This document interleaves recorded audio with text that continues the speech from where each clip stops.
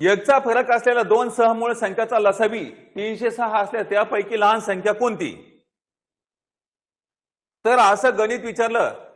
आता 306 आहे, 306च्या अगोदरची वर्गमूळ संख्या कोणती, वर्ग संख्या कोणती सांगा? 289. काय आहे? 289 ही वर्ग संख्या अगोदरची घ्यायची आणि 289चं वर्गमूळ किती सांगा? 17. आता सहमूळ म्हणजे काय? एका पाड्यात नसणाऱ्या जवळच्या संख्या, म्हणजे पुढची संख्या घ्यायची 17 गुणिला 18. आता वास्तविक पाहता या ठिकाणी 17 हे उत्तर आलेलं आहे, परंतु या ठिकाणी 306 हा गुणाकार येतो का हे पाहणं महत्वाचं आहे ना.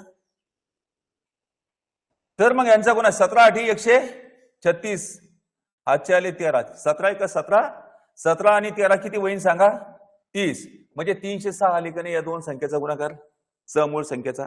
तर मग आता लहान संख्या विचारली, तर मग आता लहान संख्या कोणती सांगा या दोन्ही पैकी? 17. समजलं?